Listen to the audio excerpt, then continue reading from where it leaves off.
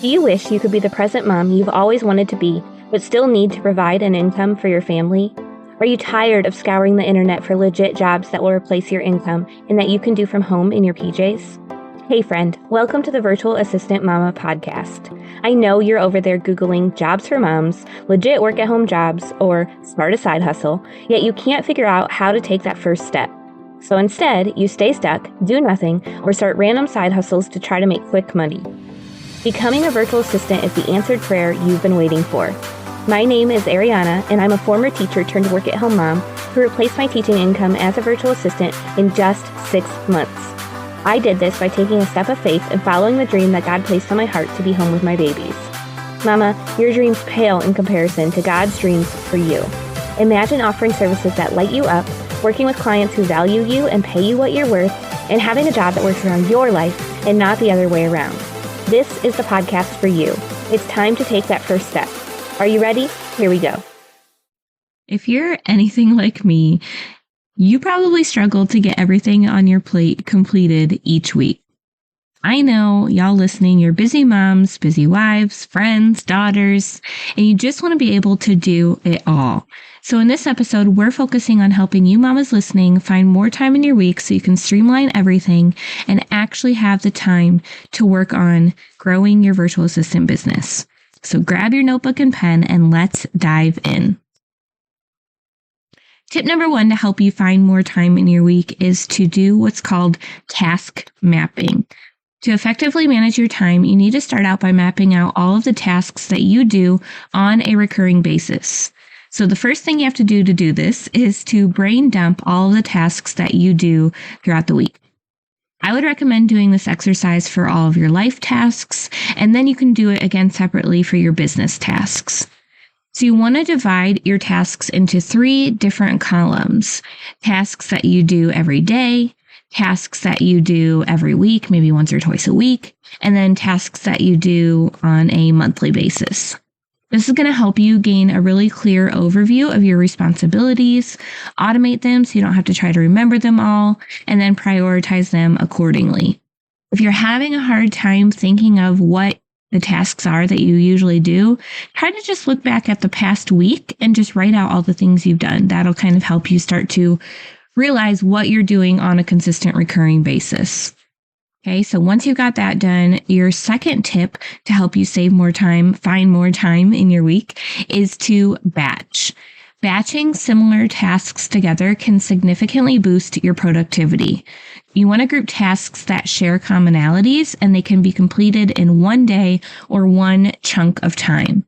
By focusing on similar tasks together, you'll stay in that flow, and then you're going to minimize the time that you lose when you're trying to switch between a lot of different activities. Okay, so you want to batch those similar things together. So for example, if we're talking about marketing your virtual assistant business, those tasks that fall into marketing, such as creating your graphics, writing your captions, you might want to put those together in one day rather than spreading them out. That way, once you're in that creative mode, you can just sit down and bust it all out at once rather than having to try to get in that creative mode multiple days in a row. Okay, the next tip is time blocking. You need to calculate the time needed for each task that you've mapped out and write down the total number of hours required for each group of tasks. Okay, so write out that time estimate for all the tasks you wrote down, and then you also need to perform a time audit and see how many hours you have available in your week and compare that to the total hours you need to complete those tasks. Then you want to assess and see if there's enough time to complete everything, and if not, you need to identify tasks that can be deleted or delegated to others. Okay? Then you want to make sure that you have a planner where you have written out specific time blocks in your week where you're going to be able to get each task done. This gives some structure to your weekly schedule. And I think a lot of people, they see a planner as kind of like a budget. They think it's going to make them have to stick exactly to that. And it's going to be so structured and there's going to be no wiggle room. And to me, that's not what a planner is. A planner is the guidelines for me, but I don't have to follow it 100%. And it really allows me to see when I'm going to have free time. Because if I've just got it stored in my brain, I don't see where the pockets of time I'm going to have in my day to just breathe are. But if I map it out in a planner, I can see, oh, Wednesday, I have 3 free hours I'm probably going to have where, I can catch up if I need to, or I can just have that time to myself. Okay. So I really highly recommend a planner. My favorite one is from Horacio Printing. That's HORACIO Printing. So you can just Google that. They are amazing. They're faith-based. They're awesome. I love them. All right. So the next tip for saving you time throughout your week is to set up your workflow. So you want to streamline your weekly planning process, and you can use tools like Trello to do that. So I do have a free weekly planner Trello template, which you can find at arianavernier.com/free-weekly-planner, or go to the link in the show notes. And that's going to help you organize your tasks and assign due dates.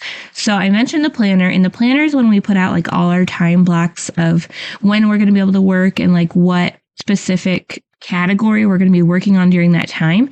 But then in Trello, I put the exact tasks that are in that category, and I assign a due date to them, because for me, I like checking things off. And if they turn red because they're overdue, I know I got to get them done. That just works for me. So do whatever works best for you. But that's what's really helped me and a lot of the students in the Virtual Assistant Mama Academy. Okay, so when you get that free weekly planner from me, then you can go in and organize your tasks, assign the due dates, and all you really have to do is just plug in your task groups, add in the specific tasks, and then allocate them to the day that you're going to be getting it done. So this is totally going to save you time and effort in the long run. The fifth step is to check for alignment. So you want to regularly review your tasks and make sure that they align with your long-term goals. So if your objective is to grow your virtual assistant business and leave your 9-to-5, you need to be evaluating how each task is helping you work towards that goal. You want to make sure to remove tasks that don't serve your purpose, or consider delegating them to others. So if it's not important for you to be doing, you can see if maybe your spouse could help you with it for a minute, or if you could exchange some services with somebody else for them to do it for you. But if it's really not that important, just delete it. Focus on the tasks that are actually going to help you get where you want to go. Okay?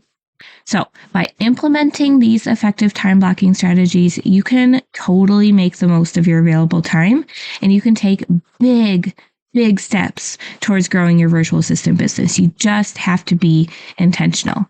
So I hope these time blocking tips will help you find more time in your week and propel your virtual assistant business forward. Don't forget, you can always come into our free Facebook community at facebook.com/groups/virtual assistant mama. Share how these strategies are working for you. Ask any questions if you need any help figuring out how to get it to work for you. All the things. I want to help you celebrate your achievements and support you along the way. So make sure you get connected in that group. Again, that's facebook.com/groups/virtual assistant mama. All right. And if you are ready to really focus on your virtual assistant business and figure out exactly what you need to do, I want to invite you to the free workshop I have coming up on Thursday, September 28th at 6 p.m. In that workshop, we're going to be covering the 5 Ps you need to know to become a successful virtual assistant, so you can fully replace your income, be home with your babies, and never have to go to your 9-to-5 again. If you want to, if you just want to do it as a side hustle, that's totally fine too. This is still for you, but I encourage you to come and register for that at arianavernier.com/free-workshop. That's arianavernier.com/free-workshop, or you can find the link in the show notes. I can't wait to see y'all there. And as always, we will see you in the next episode. Thanks so much for hanging out with me today. I would love to bless you with a free gift as a thank you. All you have to do is leave a review of the show on Apple Podcasts, take a screenshot, and send it to podcast@virtualassistantmama.com. I'll send you a code so you can snag my virtual assistant toolkit for free. And don't forget to come hang out with us in our free community, facebook.com/groups/virtual assistant mama.